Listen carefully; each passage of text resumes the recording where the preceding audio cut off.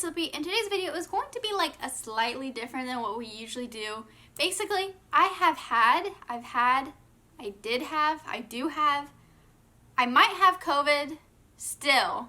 Basically, I've had COVID and this is my story.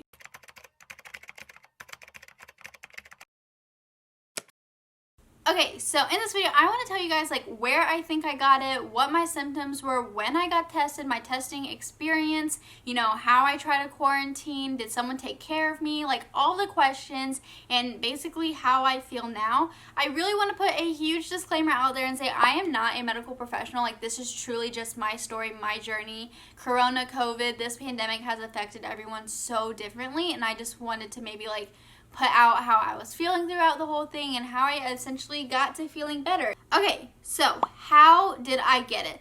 I personally, you know that like one friend that's like terrified of it and like barely has left her house? Like, I feel like I'm kind of one of those friends. Like, I was being so careful.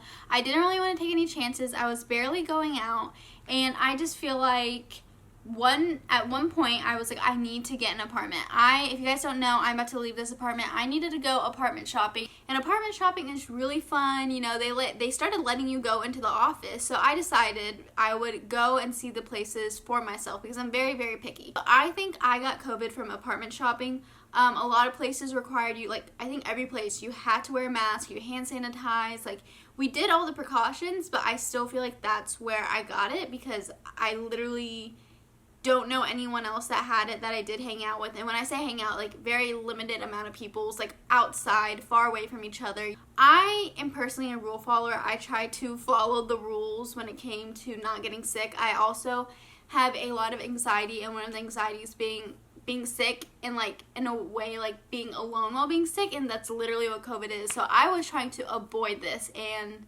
of course I got it. I might potentially have gotten it the weekend before. It apparently takes like 2 to 4 days to really feel the symptoms is what my doctor told me, but at the same time you can be asymptomatic up for like 2 weeks.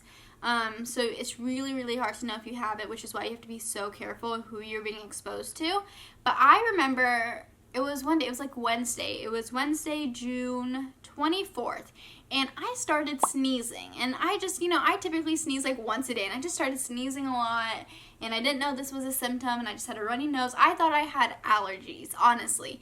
And I took a Claritin that day. And I took it the next day. And everything was gone. I was like, oh, it was just allergies. Like, I deep cleaned my room. It was the dust. Like, I tried really hard to just kind of like brush it off, not stress myself out, because I'm a worrier, and I was like, I don't have COVID, like, you know, I didn't want to think I had it. So kind of in denial. And honestly, I really might have not had it then, but I think if I did not get it that weekend before, I think I got it the weekend after, which would have been like the 24th to the 26th. I saw like 1 or 2 friends, and I continued apartment shopping, okay? And so that Sunday, the 26th, I woke up and I had a fever. I was like, maybe I was just really tired. I stayed up till 3 a.m. the night before, but I already knew I was going to get tested. I was like, I need to figure it out for sure. And so I went through the CVS portal, which is where you tell them your symptoms, and then they try to fit you into a testing center. You drive in and you just do it.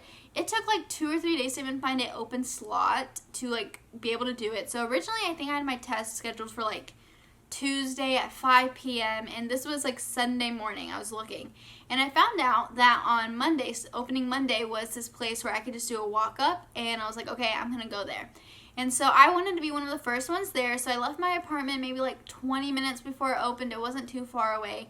And oh, something to note, so symptoms up until that point was truly just a fever, tired. I had a migraine at that point. I didn't really feel nauseous throughout the whole thing. The only time I felt nauseous was right before I got tested, that I was brushing my teeth, and you know when you like brush your teeth wrong, you smell something wrong, like something made me nauseous and I just puked, but it was like really vile, like it was vile, like it was like acid or something, like it wasn't really anything crazy, and I just felt terrible.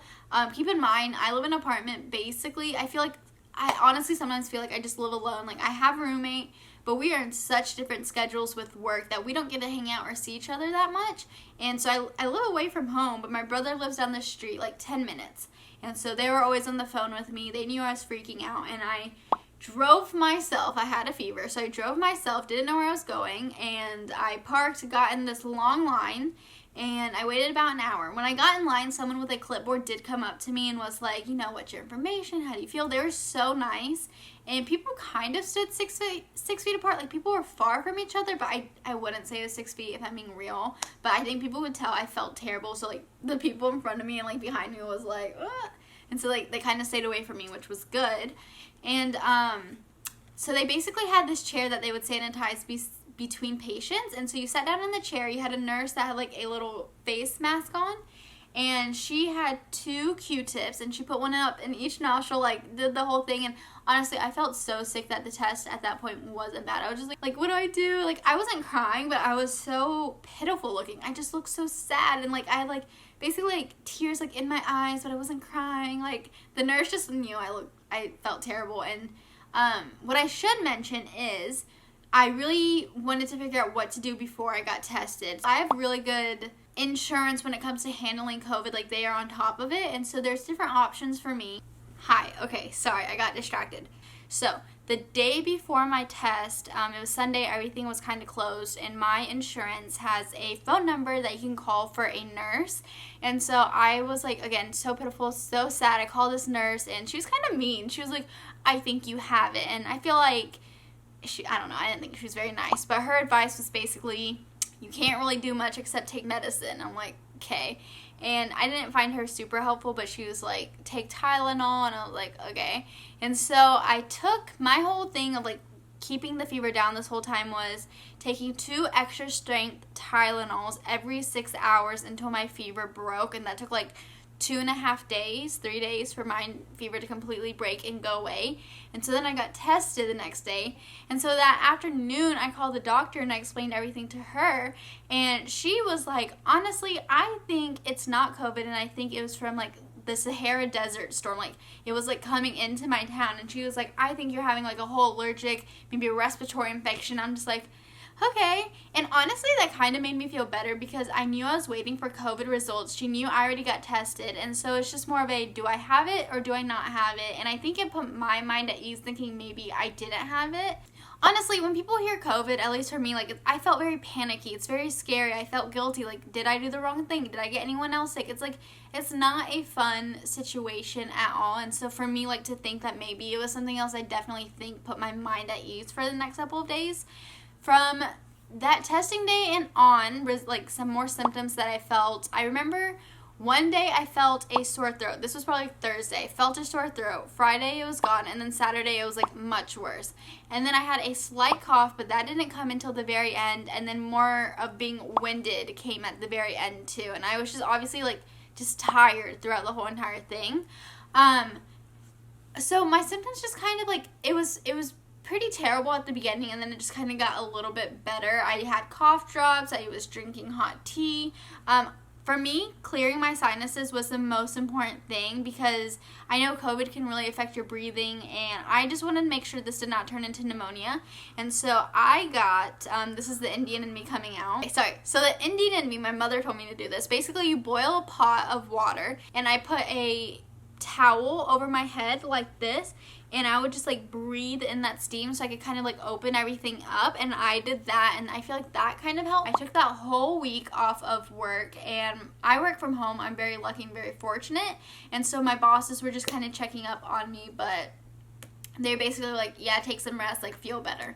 And I told my friends, and a couple of them got tested, and basically we were all in this whole waiting game because I got to a point where I was feeling much better. I even started working that next Monday, and I still hadn't gotten my results. I did not get my results for 8 days, and I think, let's check, until the 7th or the 8th, and that's when it came back positive. And like, honestly, I was kind of surprised, but not surprised at the same time. I was like, okay, I have it. And I honestly kind of like panicked for a moment because I felt so bad. I felt guilty. Like, I was feeling better from like the physical symptoms, but emotionally, like, it was really hard. Anyone could get it. I think I had bad luck. I think, I just touched something at the wrong time and I got it. Because out of all my friends, out of everyone else getting tested, there's only one person that got it. And I felt like if there was anyone to get it, it would have been them.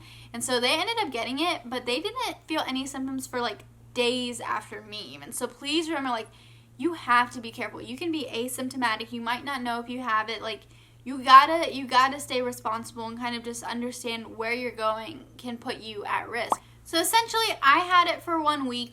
Personally, I had the flu a couple years back, and that was worse for me.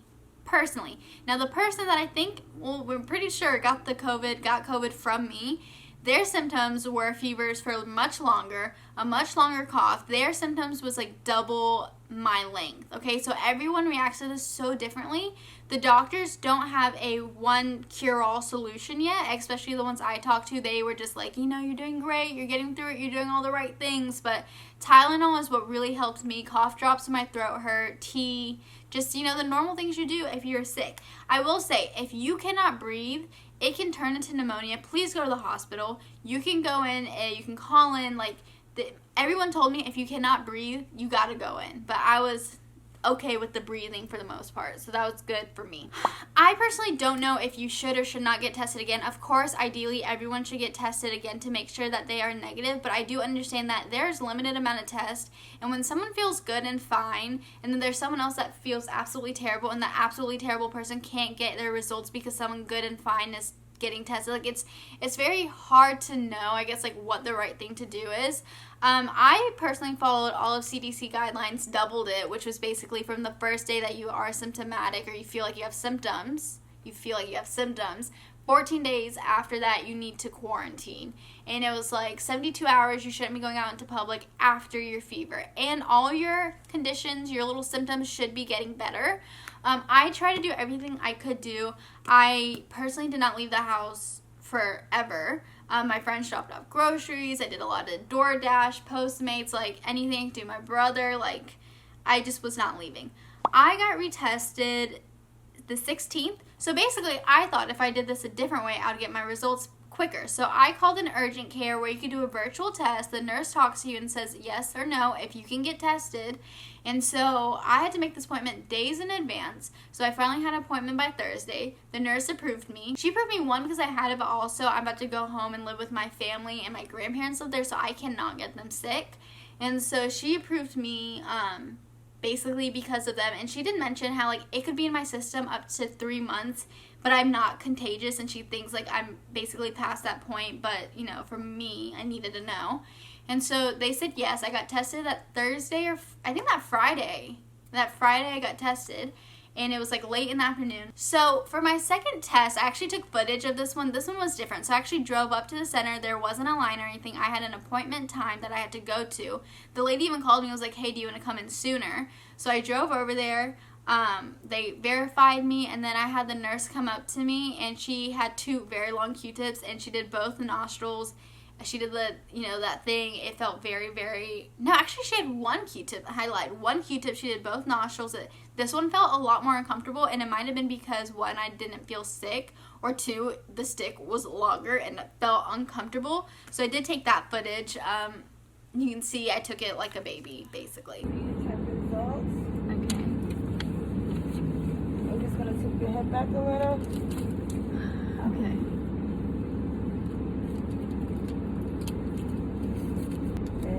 Nope. One more.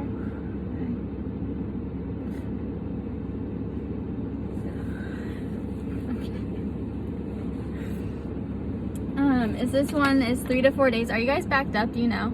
In results? Okay. Thank you. So I got tested either the 16th or the 17th. It is the 25th, and I still do not know my results. That is one of the biggest issues right now, that it takes so long to get your results, and how hard it is to find a rapid test or find the right place. A lot of this is word of mouth and finding the right place to get it. My friend got a rapid test, so his first test was positive and took forever for him to get it back, and then his second test was negative. My first test is positive. I'm still waiting on results, but I followed CDC. I am slowly going out into the public because it's coming to a point where I kind of have to live my life. I'm trying to not look at this where I'm scared. The doctors, I've followed everything. They think I'd be, they've all told me they think I'm good to live my life, but I personally will feel a lot better when I get that negative. Another thing I wanted to mention is that I did get a phone call from the public health department, and they essentially just wanted to know like where I've been, where I thought I got from my symptoms. They only do contact tracing if it's within the 2 weeks of you getting your positive test, but for me it's been so long that they didn't need to contact anyone. So I asked a lot of questions of like, can I get someone sick? You know, what do I need to do? And they basically felt like I was in the clear. I don't want you guys, if you get this phone call, to be scared of it. Essentially, they're trying to do their job to let businesses know if there's an outbreak. They want to know where it's the worst. That way they can help people. And I just feel like a lot of people don't want to share this information. But personally, if I can share information to help other people, I would. Because I think people need data to understand how to fix the problem even. So when it comes to things that I can do in the meantime, or what I want to be able to do because I got it, I really want to look into donating plasma. I honestly don't know too much about it, but I know that there's a demand for it for people that are in the hospital, and that is one of the treatments that they can have. It's like plasma donations, like plasma within them, and the antibodies should be able to help them. So I want to go look into donating plasma. So if you want a part 2 and just like understanding that process and learning that journey with me, let me know. I'm happy to do any question and answers. You know, we can do this journey together. Also, I wanted to mention I did not lose any sense of taste or smell. Luckily, like, I love food. I didn't really even lose my appetite too much, to be honest. So that was me personally. Usually when I'm sick, I don't want to eat. So your girl likes food. I feel like this is everything, a very in-depth video. If you have any questions, let me know in the comments down below. Maybe we do a part 2. We do a plasma donating come with me video. Who knows? We can do it. I will try to leave some helpful links in the description bar down below. Follow this confusing journey. I commend you. Thank you. I appreciate it. If you have any questions, leave it in the comments down below. If you like this video, hey, you can still give it a thumbs up and make me feel better. You know, make it worth it maybe. But yeah, this is it. This is my story, and I hope you guys enjoyed. Until next time, bye everyone.